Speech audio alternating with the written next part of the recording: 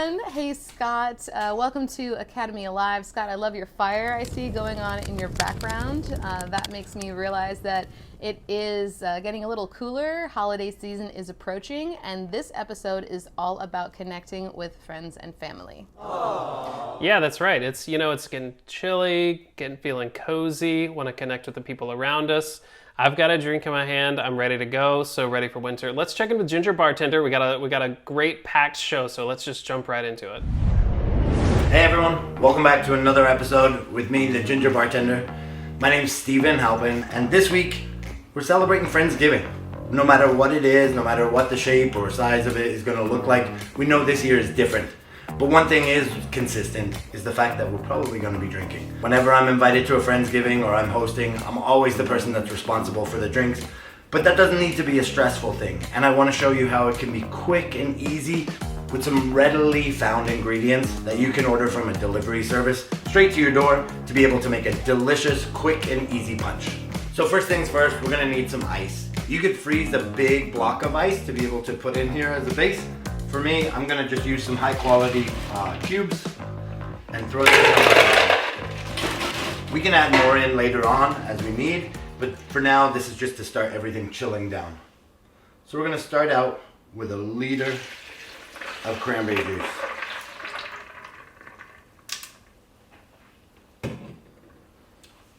Next, we're gonna use 2 cups of fresh pressed apple cider.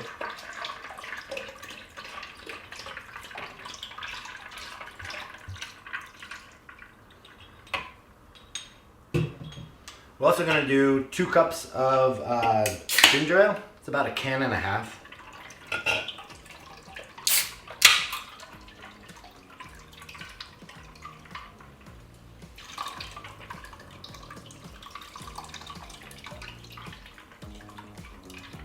The ginger ale is going to be giving flavor. The bubbles we'll be adding in later on at the end, right before serving. So it's okay to mix this in a little bit early. Finally, we're going to add in at this point our añejo. This recipe is based off of a half a bottle of this, so if you get one of the 375 milliliter bottles, you can add the whole thing in. For me, I'm going to be adding 12.5 ounces.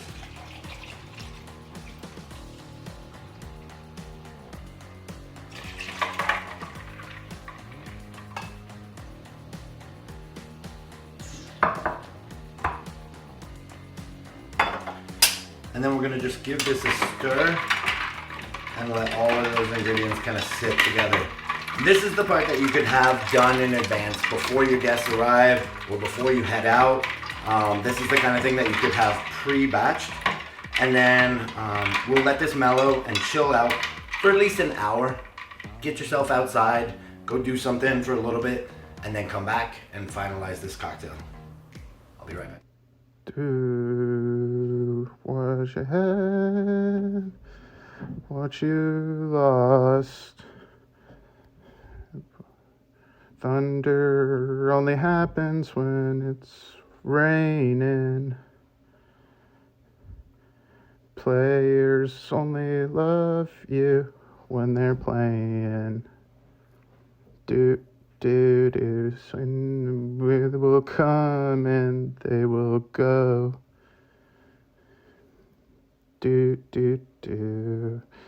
Shoes you clean, you'll know. You'll know. Garnishes. We're going to take a navel orange and we're going to give some relatively thin slices.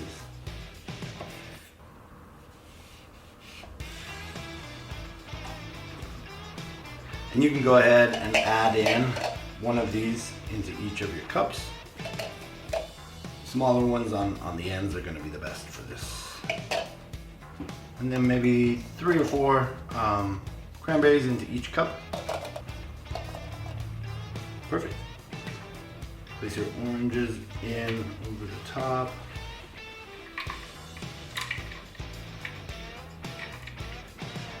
Add the rest of your cranberries in there too. And then we're going to put in a little bit more ice just to keep this really nice and cold. Okay, we've added everything. The last thing that you want to do right before serving is add in your bubbles. And for this, we're going to use Martini and Rossi Asti. delicious, perfect complement for this.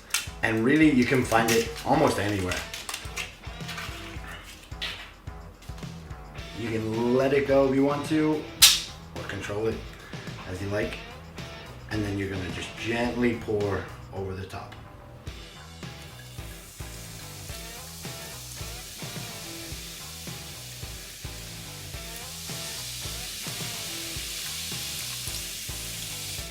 And just give it a gentle stir just to combine everything, make sure everything comes together. And you're ready to serve.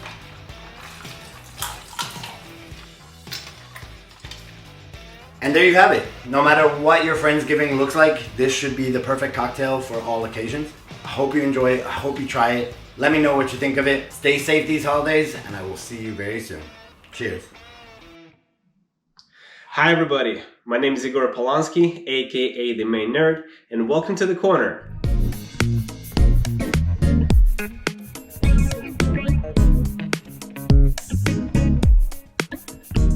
Cranberry is the king of the season.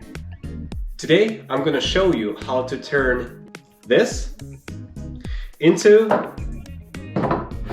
this, a delicious cranberry reduction. We'll also learn how to make an easy cranberry soda. And finally, of course, we're gonna turn the fresh cranberries into a couple jars of Patron Margarita cranberry preserves. Roll the footage.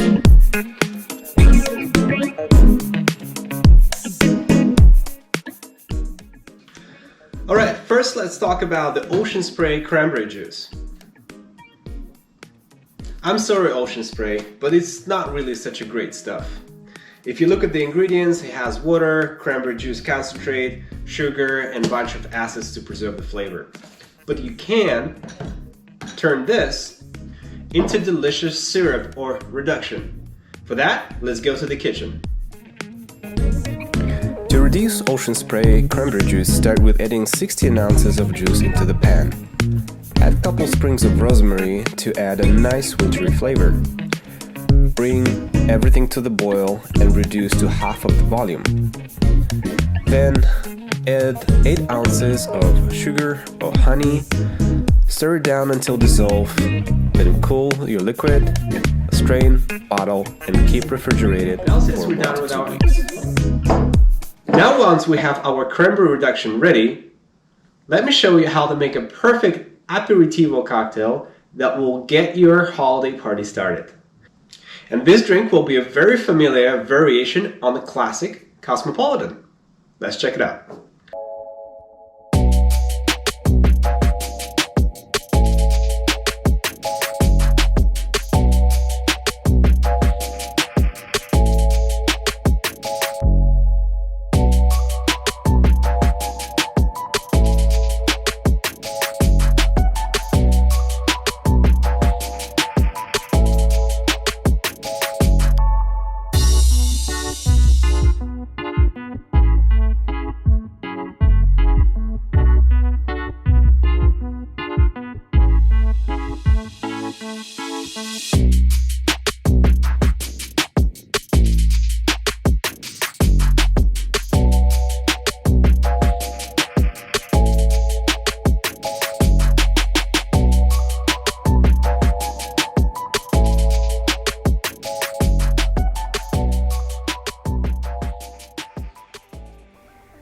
Now another cool way of using syrup or reduction we just made out of cranberries is turning it into soda.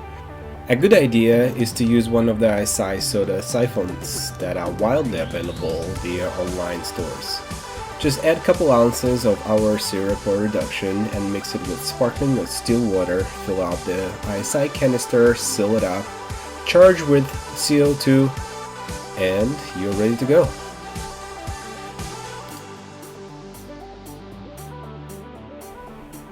Very simple but yet delicious idea would be to mix the soda with Patron Reposado. Fill up the glass with ice and add 1/2 ounce of Patron Reposado.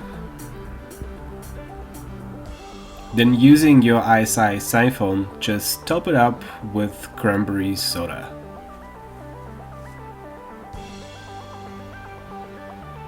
and maybe garnish with several cranberries as well.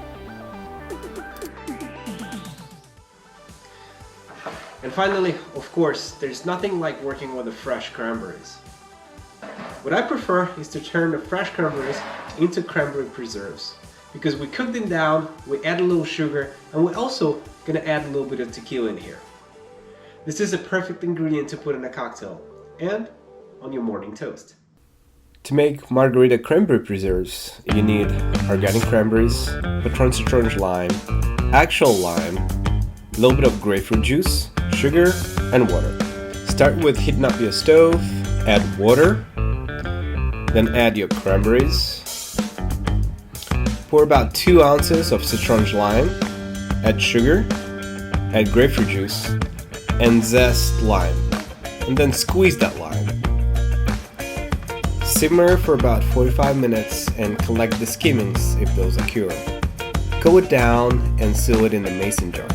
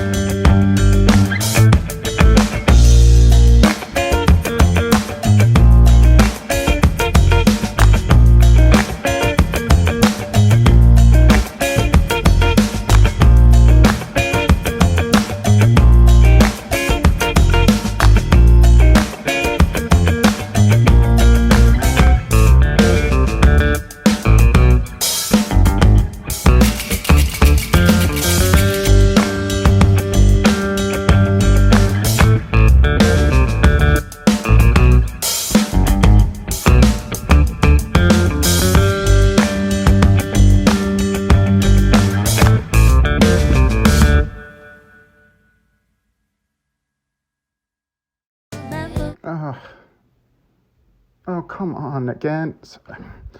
And she lost what you had and what you lost. Is that enough? Thunder always happens when it's raining. Yeah, there's Love margaritas, love cranberry sauce. That looked delicious. Thanks, Egor. We have Hey, You're on Mute next, right? That's right, we do, but we have a very special, different episode of Hey Hey You're on Mute this time. So a lot of people have been writing in or commenting like, oh my gosh, that looks so easy. Like, why isn't Steph guessing the right answers and all that sort of stuff? And I see you shaking your head, Scott. So this week, we're actually going to challenge you, Scott, our band leader, to play a game of Hey Hey You're on Mute with me. What do you say? Do you accept the challenge? Sure. Easy. Not a problem. Not a problem at all. Except for this is the one time where actually you can't wear a mask, okay? Oh, okay. So I'm ready to play. Are you ready to put 30 seconds on the clock? I am so ready. Let's do it. Okay, I'm gonna go first, and I'm gonna mute myself and put 30 seconds on the clock, and you are gonna be guessing, okay? Okay. All right, 30 seconds on the clock, and...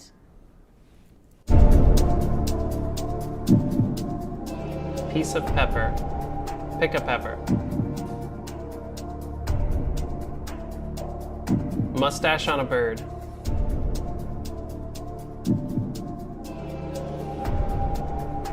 Pass the pepper.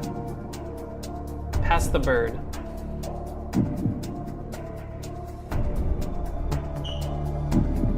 Baste my bird. Time's up! Oh, wow, it's harder than you thought, huh? Yeah, swarm it up. Basting my bird. Did you say baste, or what did you say last?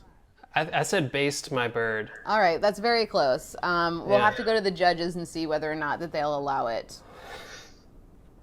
All right, we're gonna allow it. Oh, Baste good. my bird. Yeah, we're gonna allow it. Okay, Scott, I have the timer here, so you don't need to worry about that. All you need to worry about is saying your phrase on mute in the next 30 seconds, so I win. Are you ready? I'm ready. All right, 30 seconds on the clock starts now.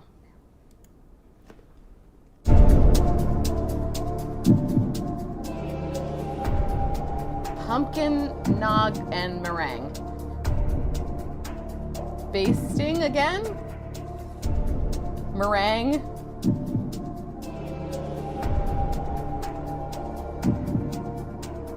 It looks like pasties, pasting, base, Martians, margaritas. Basting, meringue, Martians. My presents are margaritas. Okay, that's it. That's time. I actually gave myself a little extra time at the end there. Macy's Day Parade.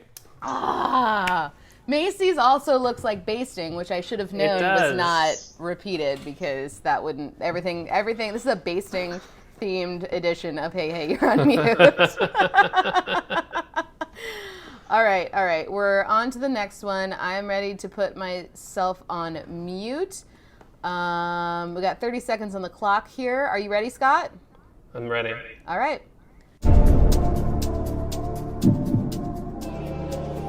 What?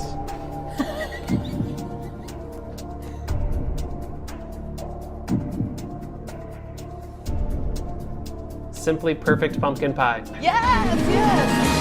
Yeah. Wow. And with time to spare too. Good job, man. You're killing it. I think you're really good at this game. Clearly one of us is doing better. I enunciate a lot when I speak. That's just something I actually normally do. All right, so Scott, you've got... Right now my mom's on the other side watching this saying, he's always been a mumbler.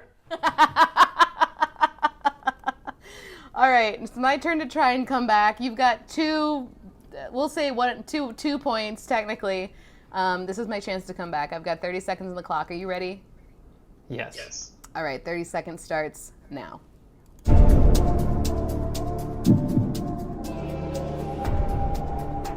Green bean.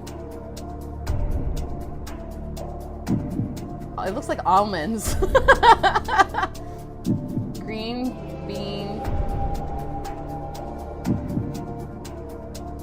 Machine? Green bean. I'm a green bean machine.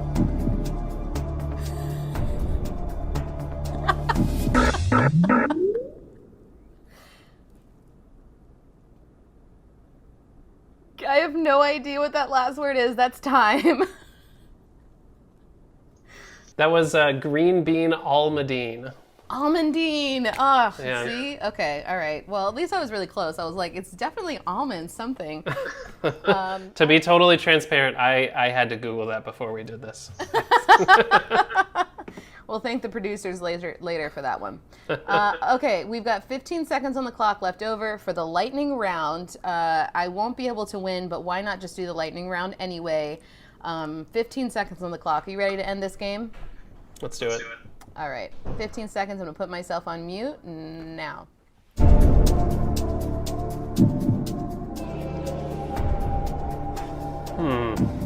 One more time.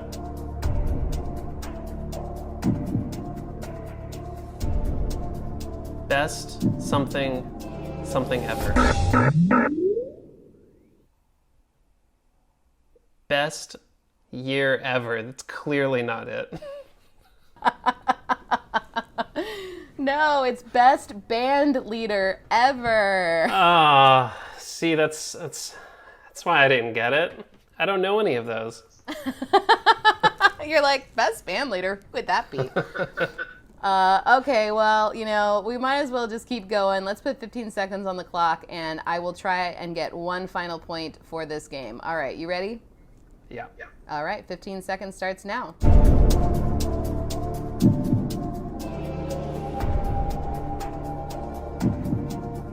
It looks like cat, chat, hair, care, cat, pajamas.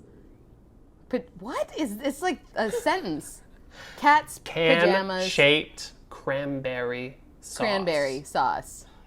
Cats. We're way past Can-shaped. time. That's Okay. Can-shaped cranberry sauce. can. All right. right. Canned shaved cranberry sauce. That does make sense. I thought it was cat pajamas and cranberry sauce. Yeah, that was a hard one. Well, congratulations, Scott. I guess it was not as hard as some people, or not as, challenging for you. You've obviously done so well, probably watching all of the previous episodes, like on repeat, just studying for this. No, I'm totally sweating it over here. That was very difficult. Well, thanks for playing and congratulations. So up next, I actually had the pleasure of sitting down with Lindsay Mihalcik, who is actually David's sister. And we talked a little bit about some tips and tricks on how to cope with the holiday season and really beat those seasonal blues. Stay tuned. Hey, Lindsay, thank you so much for joining us. For everyone watching, this is Lindsay Mihalcik from Nashville, Tennessee. She's a social worker, and she is here today to talk to us a little bit about the trade industry and its well-being heading into the holiday season. Thank you for joining us. I'm glad to be here. Thanks for having me. Yeah. So there's so much to discuss and unpack in regards to the holiday season this year. But considering we only have a couple of minutes to chat, I just wanted to start off identifying the different situations that we may find ourselves in this season. So there's going to be, people that usually go home who can't do that this year, the person who doesn't normally go home, but after this year may really want to reconnect with some family, and maybe the person who has lost someone this year and they're not able to participate in their usual holiday rituals. So do you feel like there's any unifying emotions that we could discuss here, or any common ground that all of these people might be feeling? I think everyone is going to be feeling a lot of grief this year. I think that is the unifying feeling for this holiday season, and for probably the last almost year now. And I think a lot of times we think of grief as when someone passes away, but there's a lot of grief can refer to any kind of loss.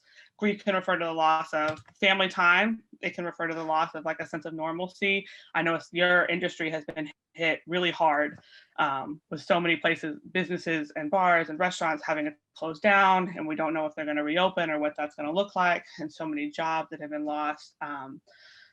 So I think that as a nation and probably as a world, we're just feeling a very huge sense of loss and grief. And that is, for me, as a social worker, helping people process emotion as a human being who processes emotion, that's one of the hardest ones to process, because it's non-linear, like the sense of grief. It's sometimes it hits harder than others, and it's a tricky one for sure for a lot of people. And my heart is really tender for everyone this holiday season, because it's going to be a lot to navigate. Yeah, I absolutely agree with that for sure. So in your opinion, what would be some key pieces of advice you would give to someone who might be unable to see family this season, as someone who generally does have that as part of their holiday celebration? So I know we're probably all zoomed out from like work and things like that, but I would say reach out, over Zoom. I do a group at the high school where I work, and we watch movies together. And we just like make comments either like in the chat box or whatever. And it felt kind of weird at first, but it's actually kind of like, it's gotten to be a lot of fun, because it's a way for us to kind of like hang out. Uh-oh, what did I do? Sorry. I clicked on a button. Speaking of Zoom stuff and like being Zoom. Right. Speaking of my sweater sleeve, waking up the computer. I would do that. I would cook a favorite recipe or a favorite drink that if your family always served this, specific thing, and you're not going to be able to have it with them, you can have it by yourself.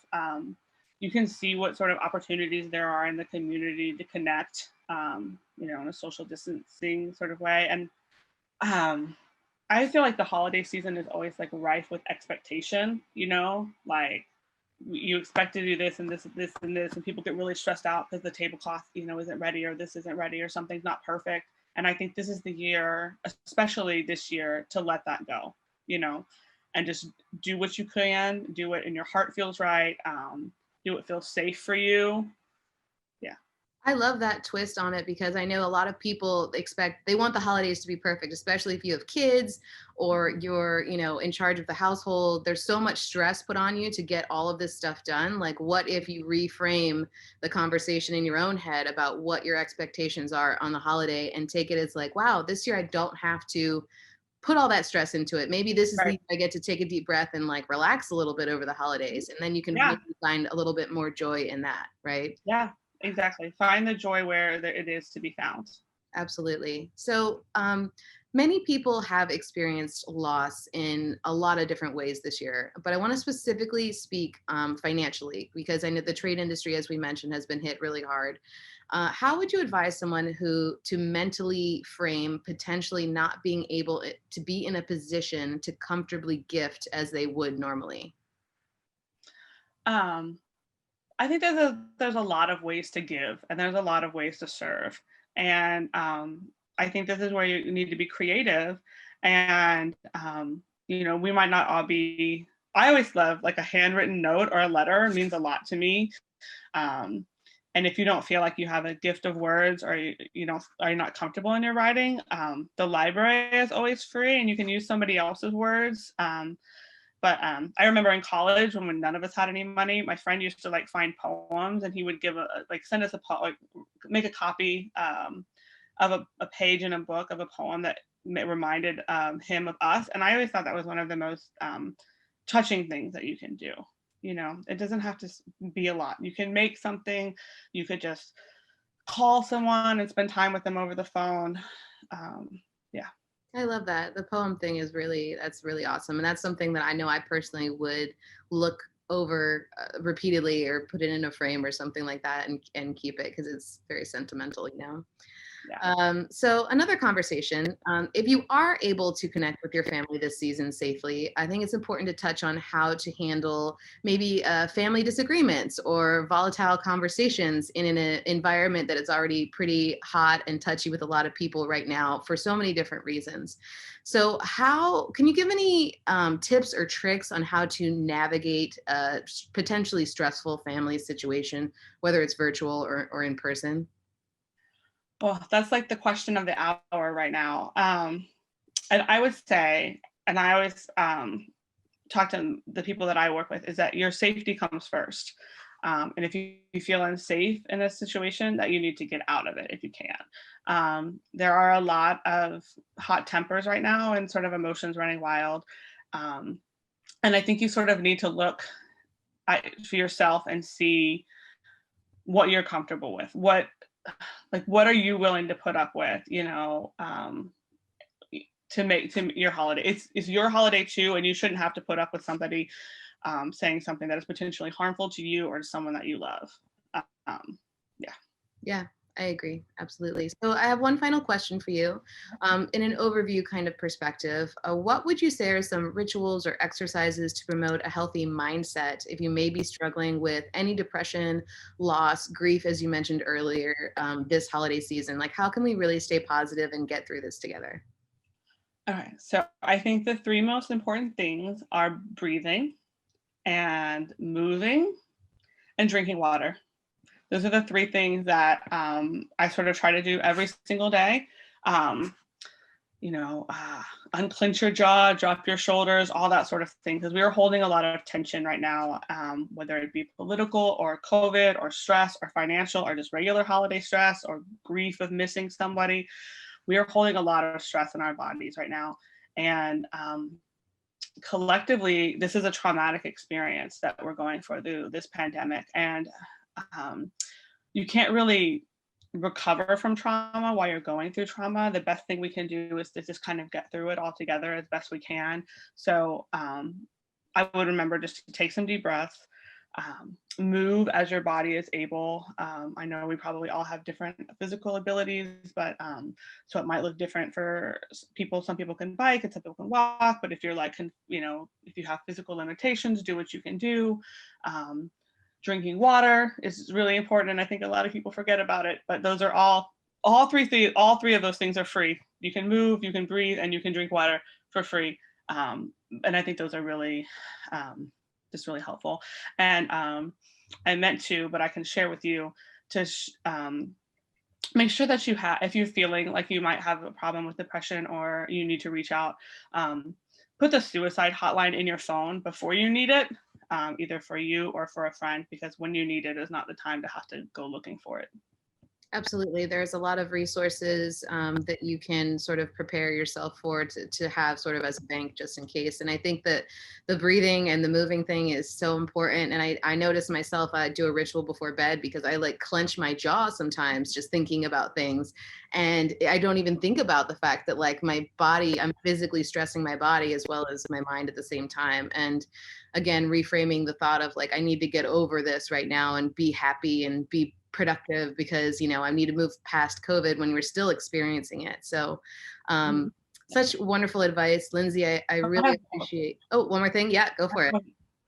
About social media, it can be great as a connection tool right now, but also it can it might, like, I already know that seeing a bunch of people's pictures of them together for the holidays is going to stress me out, both because I think it's because I'm going to be missing my own family because I haven't seen them in a long time. So I'm probably going to stay off that for that reason. So if that's true for you, stay off it. But if it serves as a tool for connection for you, then by all means do that.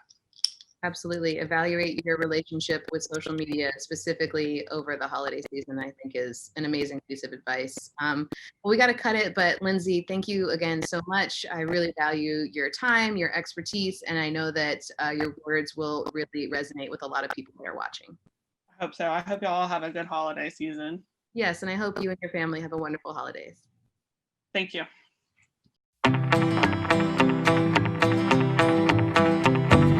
Ladies and gentlemen, welcome to a very special Friendsgiving edition of Academia Live. David and Joe here in the Academia Test Kitchen with a very special treat for you tonight. This is our award-winning smoked turkey and sausage gumbo. Now, I know people throw terms like award-winning around pretty freely. Maybe they can back up the claim, or maybe they can't. Show them the goods, Joe. Show them what we got. Oh.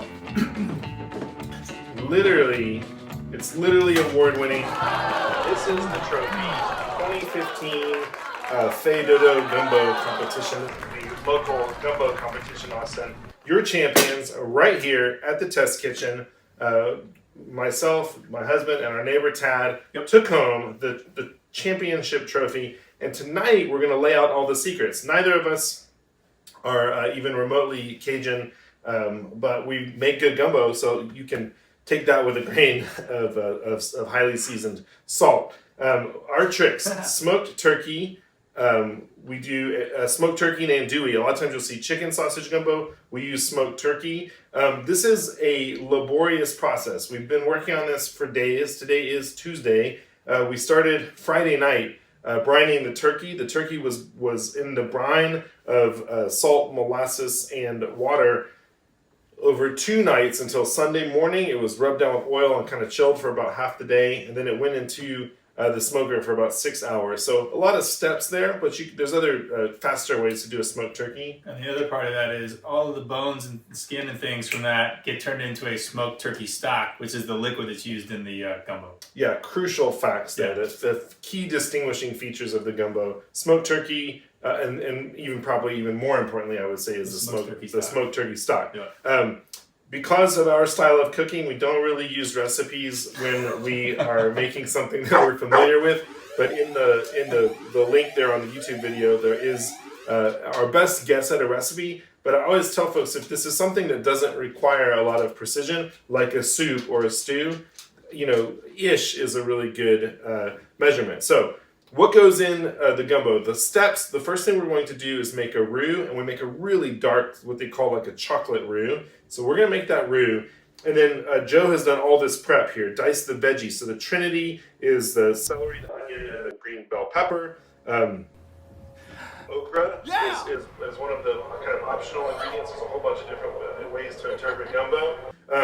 Because it's fall, and okra is usually a summer produce. Because we like to cook the gumbo at Thanksgiving, we will buy the okra when it's in season, which is usually ends about a month earlier. Cut it up, freeze it, hold it. Andouille sausage, little crushed tomatoes, and garlic. Now, one trick that we've learned over the years is to try to build flavor all along the way. So we don't ever throw these ingredients just kind of like raw into the pot. So like the sausage will crisp it up real nice. You'll see that probably in a time lapse, thankfully for all of us. We crisp up the okra so it's got a little bit of texture and isn't gooey. Gooey. What else do we do? Well, our roux method is a little bit unique. Yes. Most people will heat oil or a fat and then put toast the flour in that and build that and heat it that way.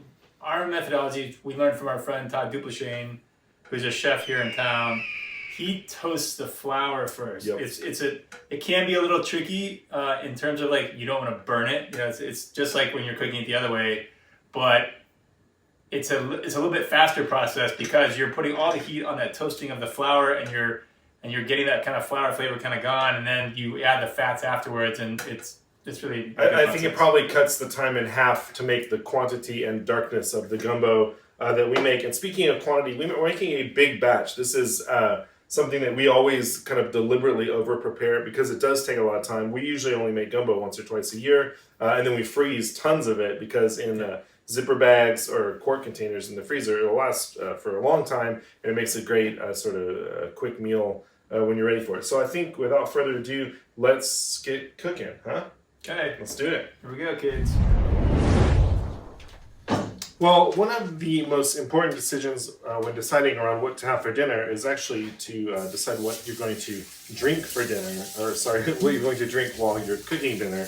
And tonight we're going to make the vieux carré, but we're giving it a little twist. So since we're making gumbo, which is a Southern Louisiana, Creole or Cajun dish, we're going to use Grand Patron Bordeaux as the main featured ingredient. We're feeling so fancy here tonight, but any of our aged expressions would work. But Grand Patron Bordeaux is finished in Bordeaux casks, so that's going to be a delicious cocktail. I feel like a little Douce cognac, sweet vermouth. The vieux carré means the old square, right? So this is the old part of the city of New Orleans, the French Quarter, where sits the Monteleone Hotel, where the famous Carousel Bar is in the lobby, and that's where this cocktail was invented many moons ago. And then Benedictine, also part of our Grand Familia of Bacardi brands, French herbal liqueur. And so a couple different bitters, the New Orleans classic Peychaud bitters and Angostura aromatic bitters. So our little tequila riff on the vieux carré. Get some ice chunks here. Can't wait to enjoy this cocktail while we cook our gumbo. We might be here for a while. Alright, so I've got some big ice cubes from my friend Javier over at Fat Ice. I'm just going to pour a little of this cocktail in here, save the rest for a topper offer. Well, sure that watch line looks right. Lemon twist is the garnish. So usually this cocktail has rye whiskey in it, rye whiskey and cognac. I'm using Grand Patron Bordeaux, and rye whiskey cocktails often get this lemon twist garnish. We're using Meyer lemon. It's the beginning of Meyer lemon season here at our house. These were the very first Meyer lemons pulled off the tree for this year, and then treating ourselves so deluxely to a cherry garnish as well. Hey Joe, what are you doing? You want to have a cocktail with me? How about this vieux carré Cheers. variation? Cheers. Let's get cooking. Alright, so I've got a couple cups of flour here in the cast iron, and we're just going to toast this pretty substantially, toast it pretty dark in the pan. And once it starts to get to like a pretty dark, I don't know, hazelnut or something color, we'll start adding the oil, cook it down, and meanwhile Joe is going to crisp up the sausage, the okra, and a couple other things. We'll see you back here in a few minutes as we get some progress here.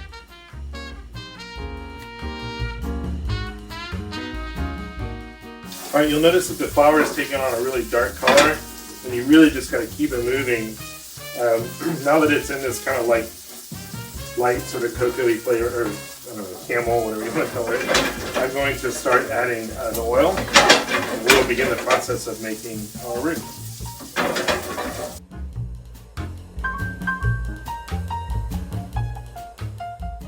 All right, folks, our roux is starting to look real nice, chocolatey. I'd add a little bit more flour. This is 2.5 cups of flour, 1 cup of oil, and a stick of butter. So that's our roux. We crisped up the sausage, then the okra, and now we're going to start building the soup. So right now Joe is sweating the veggies. We've got the trinity, which is the onions, the bell peppers, and garlic, not yet. The onion, the bell pepper, and the celery. And then we'll just slowly add the rest of the veg and sweat all that. And then we'll toss in the roux and the stock. Bring it to a boil, and then drop it down to a simmer. And then we'll cook that for a while till the flavors all incorporate. We'll season it. And once the soup is getting close to finish is when we'll add in the turkey, because it's already cooked, and the sausage. All right, so the veggies are all sweating in the pot, and then I dumped the roux in here, and we'll coat it all and let the veggies sweat in the roux for a few minutes before we start stirring in the stock. So we've done 2 rounds of simmering, or of adjusting the flavor, and now we're going to go ahead and dump the okra, the sausage, and the turkey in there. Let it simmer about 30 minutes. Taste it again. Those ingredients will impart a lot of flavor to the soup. We'll do one more round of seasoning adjustment, and then we'll probably be good to go.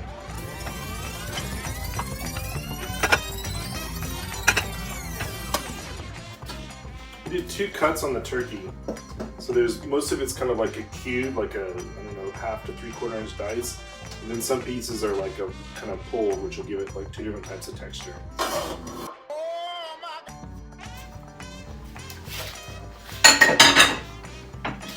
We'll fold all of that in.